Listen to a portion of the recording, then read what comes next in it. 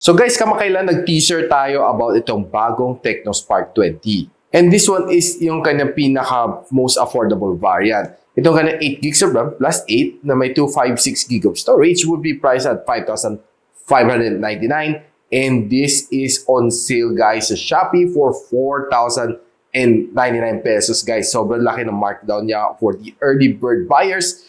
And it has dual speaker, no? And of course G85. Gusto natin malaman right now after this quick unboxing kamusta ang kanyang itsura with our first experience dito sa TECNO Spark 20 na smartphone.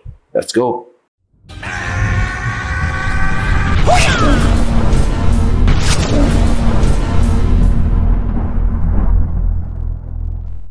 So guys, this is the box ng TECNO Spark 20. So kita natin it has a dual speaker na DTS sound na validation and meron siyang MediaTek na Helio G85 na processor. And ang storage is 8 plus 8 na RAM and 256 gig of storage.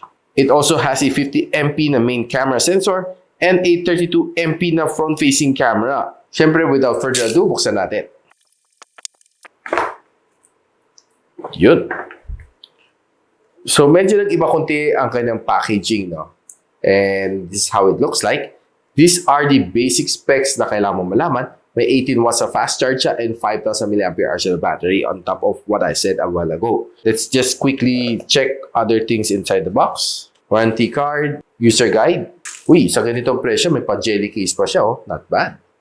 18 watts charging brick, Type-C cable, SIM ejector tool.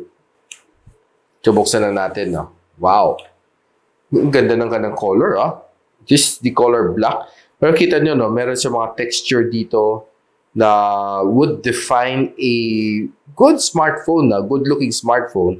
Hindi siya basta-basta ordinary na plain back lang siya, no? Pero pag tinignan mo maayos, meron siya mga pattern dito, no, na makes it looks a little bit more premium than just a ordinary back case. And funny enough, in kanya camera module looks like an iPhone na camera module, just a little bit bigger, pero kuhang-kuha ang itsura ng iPhone. Nakaprint din dito sa likod, it's TECNO Spark. Sa ilalim, we have your loudspeaker, Type-C port, yung microphone in, and of course, kind of audio jack.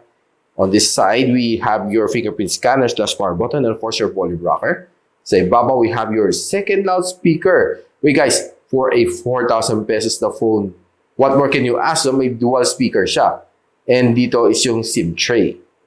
So, i-check lang natin, no? Yun. So, kita natin na meron siya dalawang SIM slot na nano SIM and micro SD expansion. And meron siyang rubber gasket dito na color green, no? So, meaning it's splash resistant most likely. So, yan guys, after setup this phone, ganito yung kanyang home screen. And I would say na smooth naman ang kanyang transition. No? Naging problema, no? What's nice kanya is that even though that this is just roughly a 4,000 pesos to smartphone, punch hole na siya. Hindi siya teardrop notch which other phones might sport, and siguro hindi naman super duper kapal ang kanyang baba dito, which is quite impressive for a smartphone at this price point. And what's really nice naman sa kanya is sturdy naman ang hawak ko dito sa kanya, and yung kanyang camera module talaga yung pinaka-nakaka-intriga, no? Mukhang iPhone talaga siya, and pag malayo mo tinignan, pagkakamalan mo pa siya talaga siyang iPhone. Mag-etching ka na lang ng Apple dito. And even though ang presyo nito is very affordable, it still has a 90 Hz na screen refresh rate. Now, swiping on your favorite shorts dito sa YouTube, sa TikTok, and sa Facebook, I'm sure na mag-e-enjoy ka talaga, no? And this swiping is quite good naman, even though na it's 90 Hz, pero feeling ko parang there's a little slight lag lang sa kanya. If you check based dito sa akin every swipe, meron siya slight delay. But check lang natin after ng firmware update kung mag-i-improve siya, no? And I'll be doing our full review in a couple of days. So guys, kung interested kayo dito sa smartphone na to, itong TECNO Spark 20, it's currently priced at 4,099 pesos sa kanyang early bird rate sa Shopee. I'll be putting the link on the description box below. Just check it out. And if you like this video, don't forget to share to your friends, and a sub to this channel would definitely be fantastic. I'll see you on the next one. And so, ako pala si Richmond, and you're watching Gadget Sidekick. What's up? like and subscribe to my channel. Don't forget to hit that notification bell. For one of my latest uploads, click the dito. And for one of my popular uploads, click here.